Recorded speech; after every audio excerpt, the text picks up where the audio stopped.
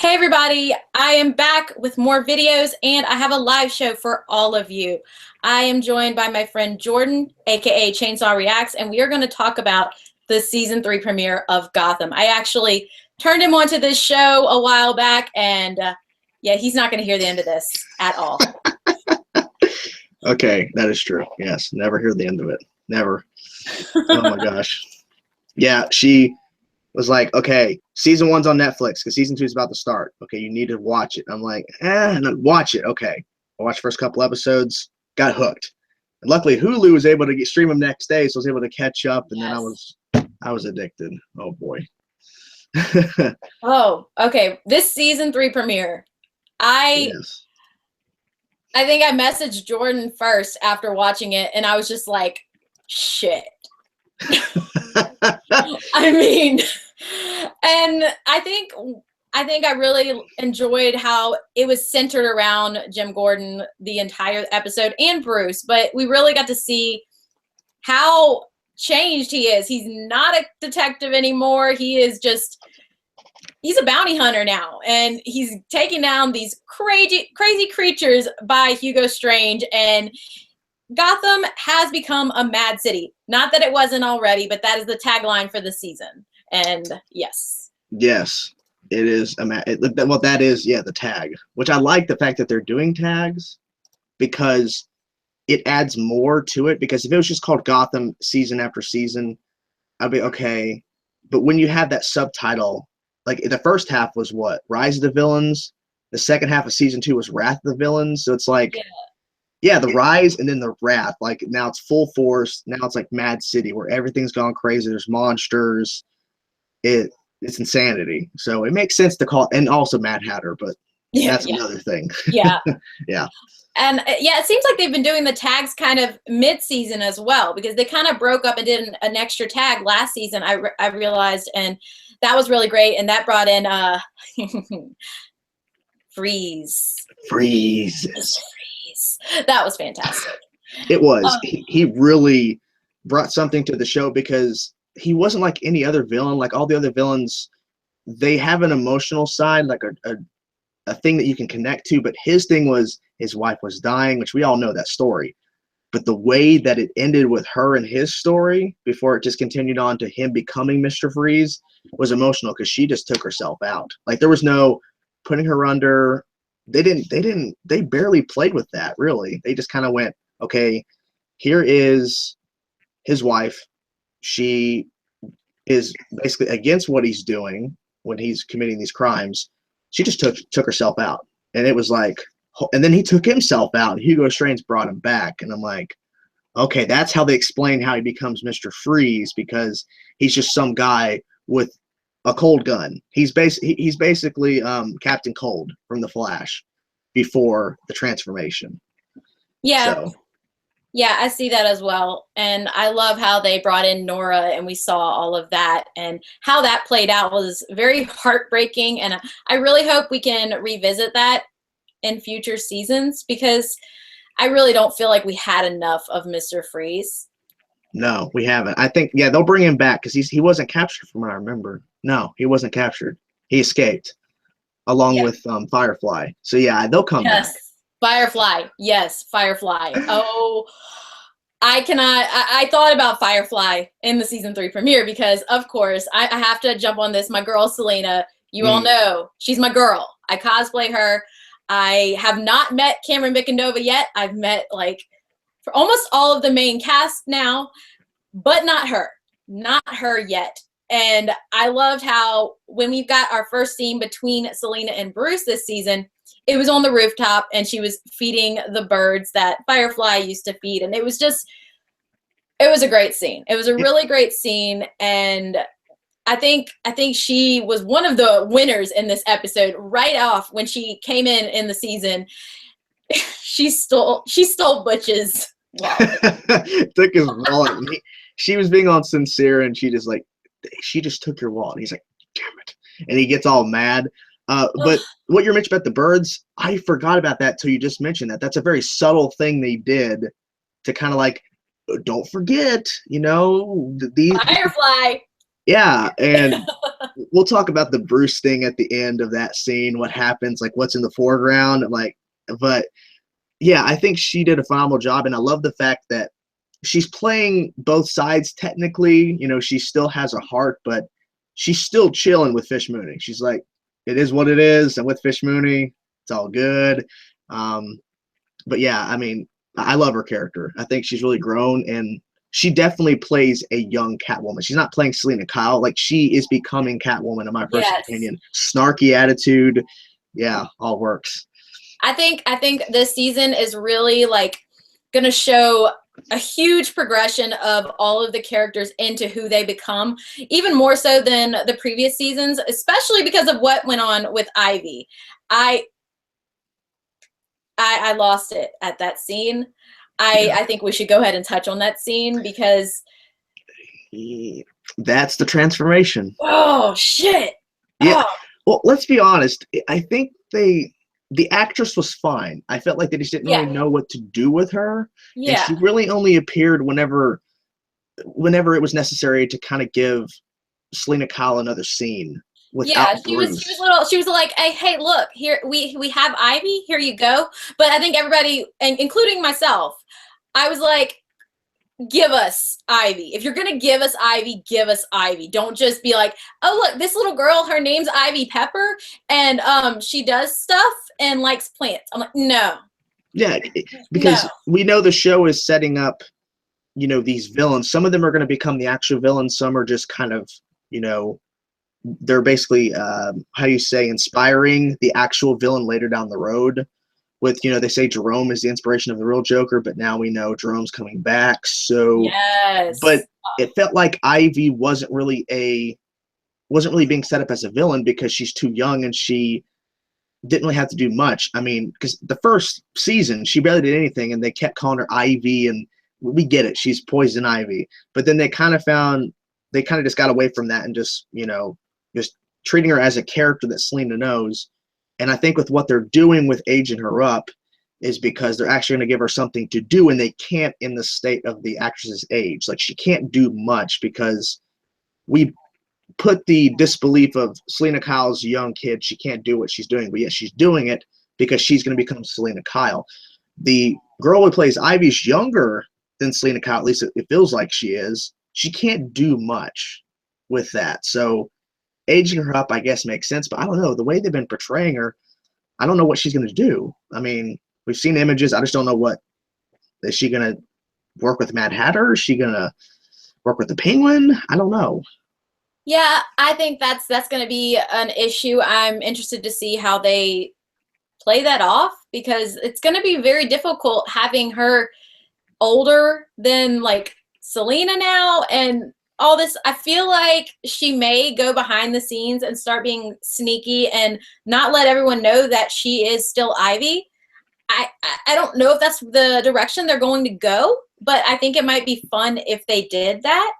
And she spent a little bit of the time like behind the scenes figuring out who she is, and then she came back and she's just like, bam, I'm back. She starts taking over, basically. Yeah, Yeah. exactly. Because Selena's always kind of talked down to her. She's a little bit younger, and she kind of act like a older sister in a way. I mean, I think that's going to be really interesting to see them back together with the new Ivy. And I really enjoyed, I think what's so cool about this season, we're seeing David Mazouz playing two different characters. Yeah. Yes. Yeah. And I mean, so that other like clone character of him. Yeah. I want to see them run into each other and then be like, what? And they totally flipped me because the way it was played out in the season 2 finale when they revealed he has a clone or a clone was created, and yeah, whatever it is. he looked down at that woman and said thank you. The way he said it and the way the music's playing and all the monsters, I'm thinking, okay, this clone's gonna go after the real Bruce. He's gonna go after him and attack him. Then we had the moment where he's behind the actual Bruce Wayne, looking over at him on the rooftop. No communication. Then he goes to confronts Ivy, and she thinks that that's Bruce being all Yeah. weird. but his dialogue was just like, Bruce Wayne, who is that? Who? And he doesn't even know. So the idea of they're training this clone to replace Bruce Wayne, you know, I guess is false because he has no idea who Bruce Wayne is. So now, when the episode started off, I want to touch on this definitely because this was something that I really enjoyed seeing. We saw Lucius Fox is now working for the GCPD. Yeah. And I know he's kind of a down the line character. He's not a very like essential character, but he is actually a very important character and very useful and smart and clever.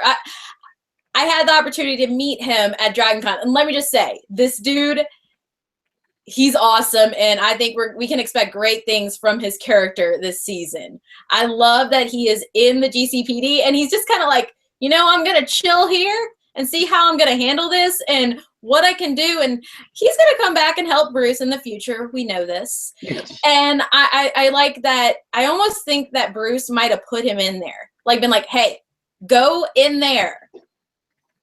Figure out, let me know what's going down in there and come back to me. Let me know. Because Bruce is kind of, he's getting to that point. He's like, just don't mess with me. I know things, and that's how the Court of Owls are coming into play now. And it's very interesting that they are coming into play this early in Bruce's life, I think. Really think that. He's becoming baby Batman. That's what he is at this point. And that's a good theory of him putting Lucius in the GCPD, but I like the fact if it's just the character in general just wanted to get away from Wayne Tech, it makes sense because if you think about it, if he would have stayed at Wayne Industries and then they found out that he's working with Bruce and all that, especially with the scene we had in the premiere with Bruce and the whole board, if they found out Lucius was working with them, then they would probably have killed Lucius. They would have done something to him, which I know he wouldn't die, but you understand, like that's what they would do. It's typical. I like the fact they just moved him out. Like, nope, you're going to go over here, GCPD, you're going to help them, and we're going to focus on something else. Yeah. So I like that. But I mean, yeah, Bruce he's essentially Batman without the cape and cowl. Like at this point, like he just walked in there. I don't believe what they reported. I know the Court of Owls exist. I want a meeting in the next 24 hours. Peace out, bitches. And he just walked out. I'm like, all right, that's Batman. It was awesome. That was fantastic. And once again, Alfred, Sean Pertwee he's pretty much like, he's become like my favorite Alfred. I love this version of him. He's a badass. And he's like, look, I can be cool, but don't mess with me because I can throw down. He's like, what's your name, sir? Crowley. Like, have your parents ever taught you any manners? I'm like, oh, okay, I know what this is. But I think the reason why we all love Alfred is because they've given him so much screen time. He's in almost every Bruce Wayne scene. And the other past Alfreds, yes, we had Michael Caine in the Nolan trilogy, but we didn't have him enough. This Alfred's been on the show now for 2 seasons, now going to a 3rd. We've gotten to learn more about him and his relationship with Bruce, so it really develops more. So if this show continues to season 7, 8, 9, we're going to see Batman, I think, with Alfred helping. I think it's smart, It'll be a young Batman for sure. I don't think they will recast Bruce. I really don't think they would do that to David. David is very important. The same thing with Cameron. Now, the reason it was so easy to swap out Ivy, the girl playing her, I'm sorry, I can't remember your name. If you're watching this, I'm so sorry. I cannot remember your name right now. But she just hadn't been on the show often enough that it would really impact the show to change her. But like if they changed Cameron and David as Selena and Bruce, it would be just really weird and a really bad decision. It just would. So it'll be cool. Like if we get this show for at least 3 more seasons or something, and we get them into their mid-teens, like or late teens, it will be really cool to see like a young Batman and like a very young Catwoman, but Catwoman nonetheless. I want to see this Selena in a Catwoman suit. I want to see that. I think it'd be interesting. Maybe not this season. Maybe second half of the season 3. But it'd be cool if like in season 4, because they both look older than their actual character's age, because I think Bruce is 14 right now in season 3. But they could, like in season 4 or something, have Bruce put on dark clothing and start going out and attempting to stop crime, kind of building up to him putting on a suit, but just him start learning how to move around at night in the city. Yeah, he could kind of pull a Tom Welling, like when Tom Welling was the Blur first, and then he became Superman. I think it could be something kind of like that, and it would totally work.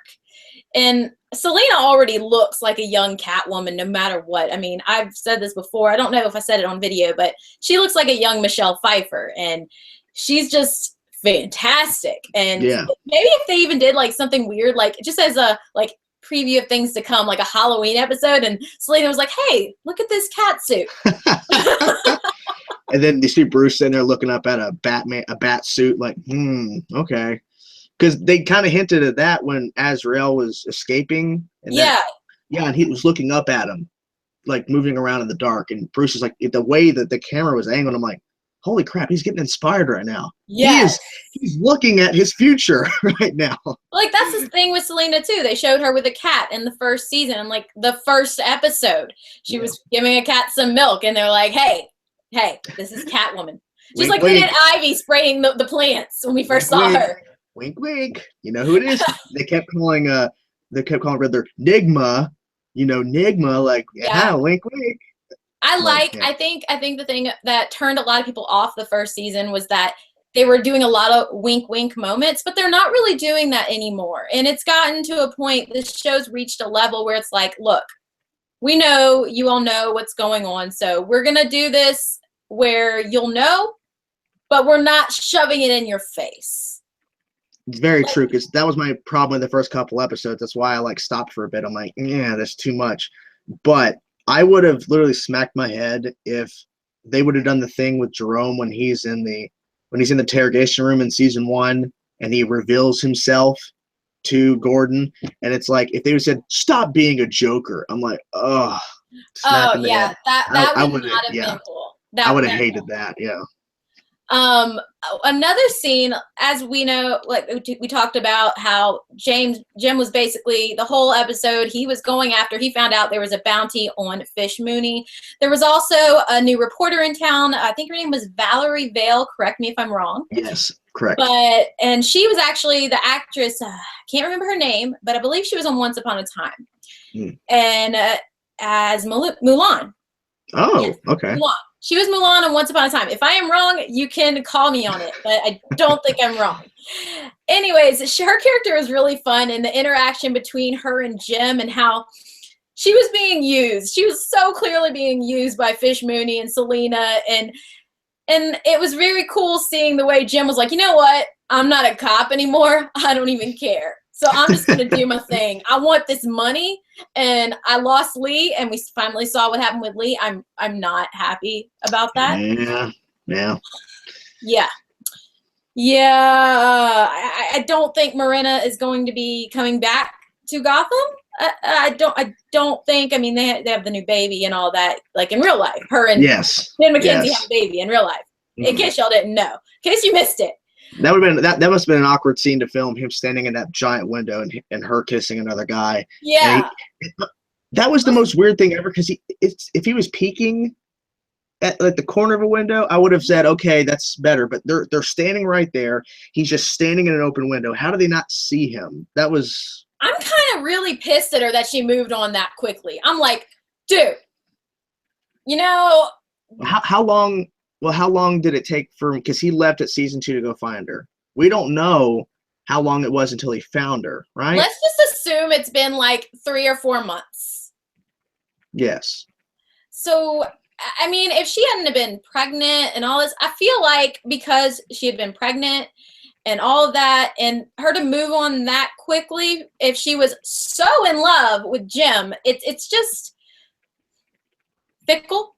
I don't know. Maybe that's just me. I'm just protective of Jim. I think Jim's awesome, and she knew what was going down, and I don't know. It's a very interesting scene, very important in character building for Jim and how he is acting. I mean, I think it'll be great to see him go back and put the badge back on and, you know, the uniform, but it's going to take, I want to say it's going to take like 5 or 6 episodes before we see him get back to that point. I really think it's going to be several episodes. It's going to take a bit. Yeah, it's definitely going to take time. But the thing I kept thinking about, because they never gave confirmation of, they said, well, she lost the baby. Do we know? Was she lying? You know? Yeah, that's something that I've been wondering about too, because we haven't seen him have a conversation with her about this or anything. So I'm kind of just, I haven't seen, I mean, they're not going to show us a dead baby. I mean, no, obviously, or anything like that. But she was gone. So you think she just said, "Oh yeah, I lost the baby."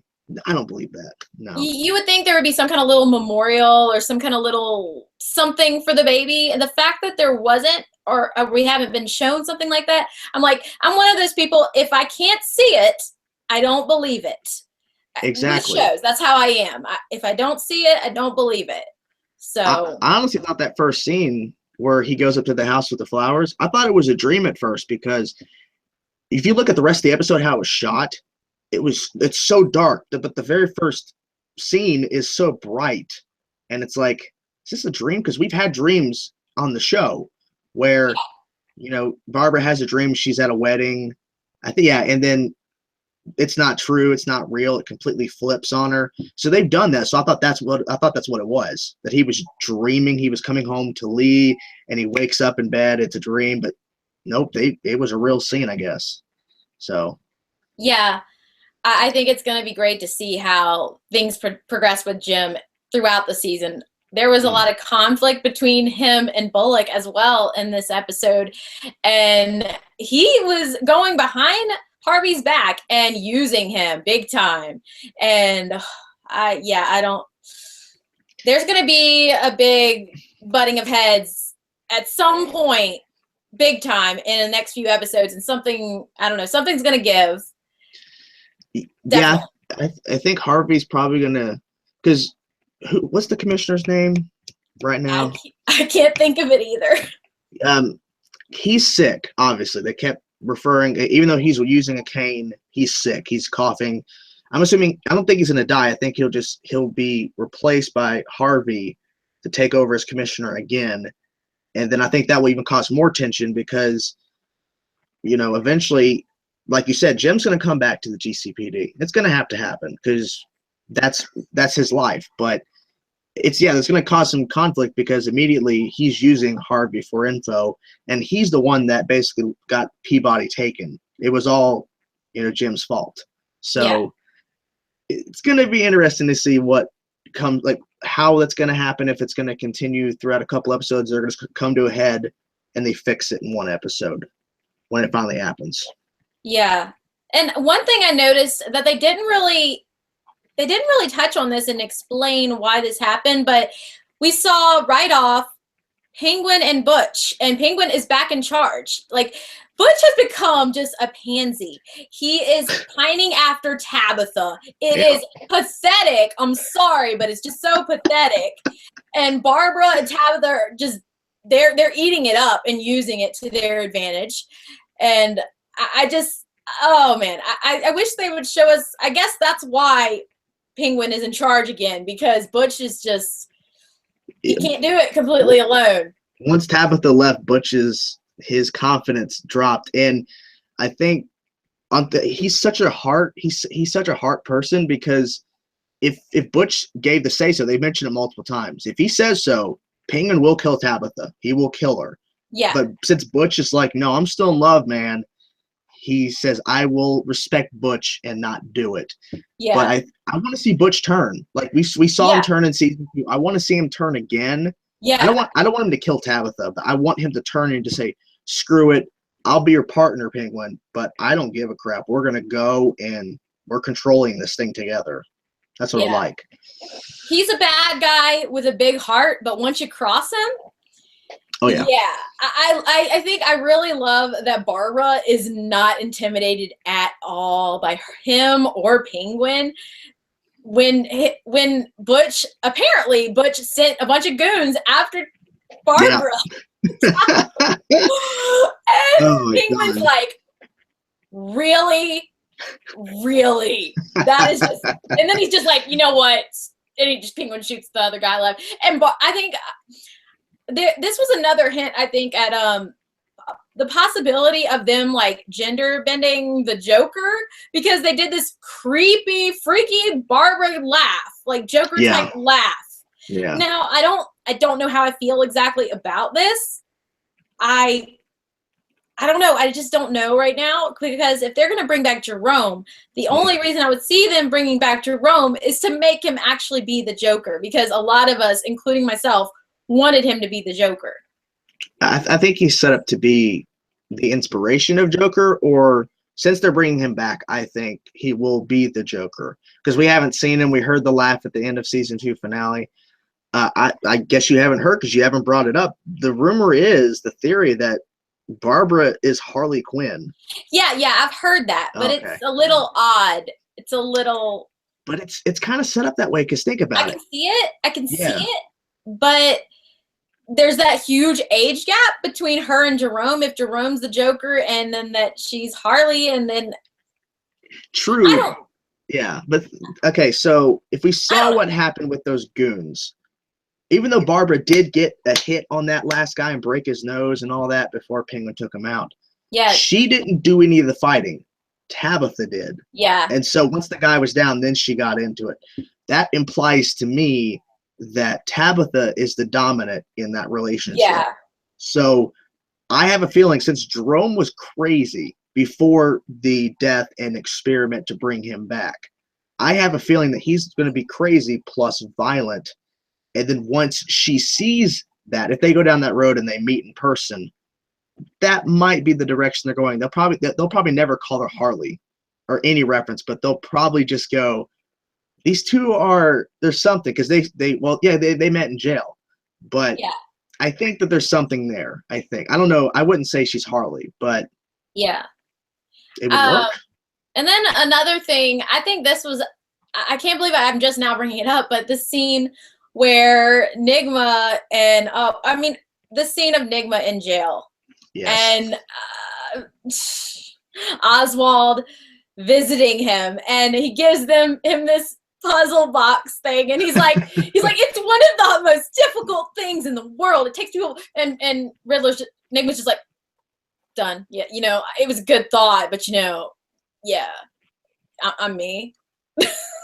Yeah, it was pretty immediate. Like, as he was explaining it, he just disassembled it immediately. I'm like, okay. He's Nigma.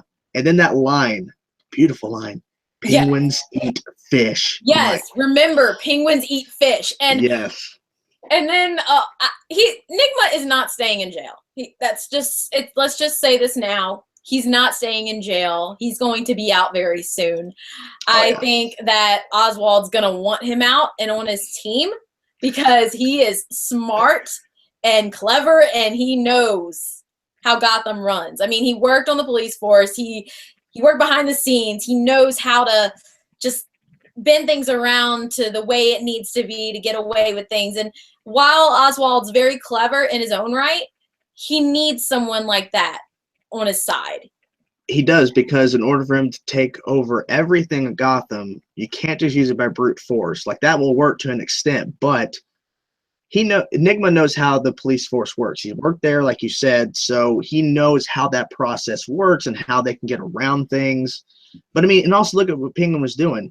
He went out in front of the press while the mayor and the commissioner were talking about these monsters. He just shows up, Fish Mooney. And then the promo for next week's episode, besides all the craziness of Bruce and the Court of Owls, he's in front of the press again. There's monsters! Like, he's pushing that agenda. So even though they did it in Batman Returns, are they saying that Penguin's probably going to try to run for mayor? Because, I mean, he's out there talking about the problems. I mean, I don't know. It would be interesting to see.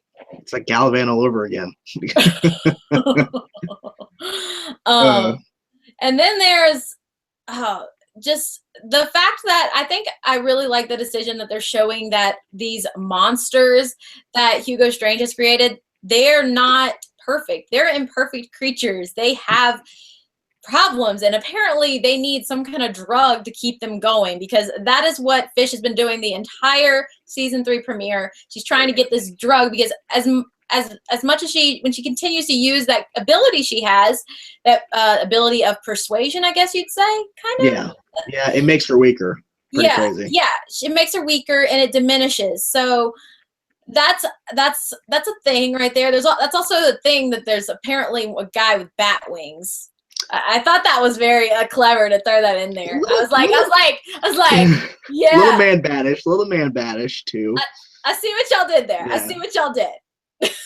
Well, because if you look at it from the Batman side, it's black wings, so it's kind of referencing Batman, but it's also referencing Man-Bat because he was becoming a bat at the same time. Yeah. But usually Man-Bat's a gray bat. He's not black usually. So it was interesting that they went with the black color. But I'm assuming Bruce will see an image of that Man-Bat guy that not Vicky, but Valerie Vale will post, because she got a photo of it. So she'll probably put it in the paper. Yeah. Bruce will see it, black bat, and go, like, okay, he go, interesting. It'll linger in the back of his mind, and yeah. And then now I think we can finally I think that's the biggest shocker moment of the episode, and that was the thing I was waiting for the entire episode. The thing with Ivy, like we were saying, how they aged Ivy up, and I love that it was really explained, because there was this dude that he's, as Fish said, a reverse fountain of youth. Yes. And he touches you, and he ages you until you die. Well, Ivy comes along and she's trying to get on the job that Selena has. And they're like, who is this? Who is this? And Selena's losing it. She's like, don't hurt her. She's my friend and all this. Ivy runs off and she gets like pushed down into, I don't know, a sewage system or something, it looks like. And the guy with the ability briefly grabs her. Yeah, like for like a second. Then so that's going to be like, okay, a few years. Whoosh. And then next time we see her, it's going to be like, oh, Ivy. Yeah. That's Ivy. Yeah. And Selena, when she finds out, she's going to be like, yeah, I don't know. I wonder, like you were mentioning earlier, is she going to tell anybody or not? Or is she going to pretend she's a whole new person that just knows everything? I really think she's going to keep it. She might go to Selena. But as far as everyone else, I mean, she's a pretty secretive character. Yeah. And I think that because she's in such a vulnerable state, like, she's going to be like, look, I'm going to leave this part of my life behind and go and try and use my assets now and work my way up. And I don't know where that's going to come in with, like, they're probably gonna, I would be interested to see if some kind of weird powers developed from her being like touched by that guy, or like if something weird happened because she fell down into this system. And yeah, I think something happened because something besides the aging. I think because I don't see the full point of just aging her. I think it would be a good idea to like add a little something in there. It just, yeah, I think it's all about making the character do something, and they're bringing the Mad Hatter in. Yeah. So I mean, it would be interesting, and I guess it would make sense because technically, it's a brand new character for Ivy. Technically, she's a new actress. We can go a different direction. She's older. Yeah. She technically could not be afraid of Selena anymore since she's older and she might have abilities.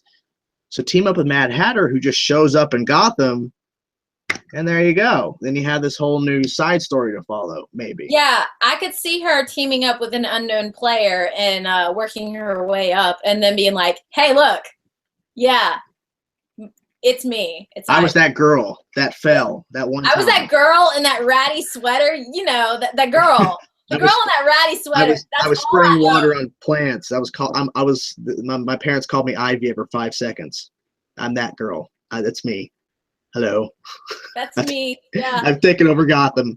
I run it now. Hello. I traded in that ratty sweater for this awesome green dress. That's a thing. Which is a nice touch because it does fit with her character. Yeah, so. Yeah. I don't see.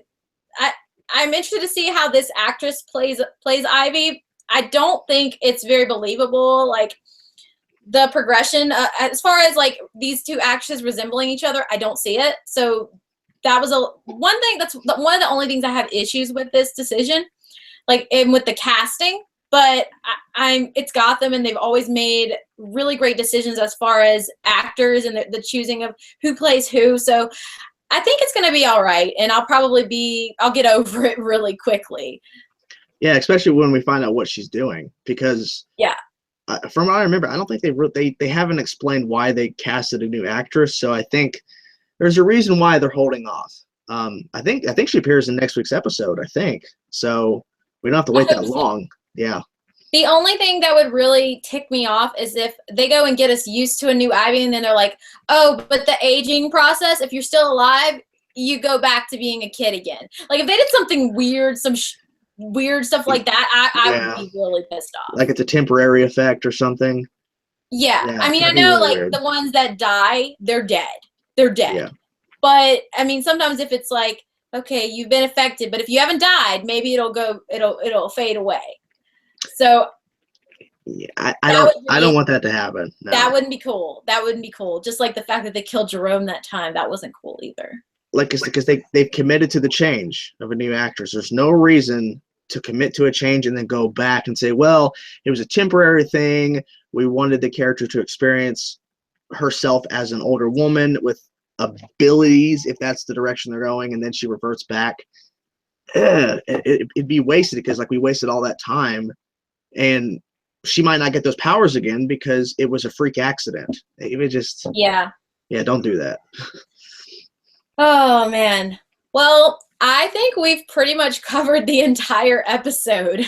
Yes. Pretty well, in fact. I think this went pretty well. We might do some more of these for some other shows. Yeah. Possibly.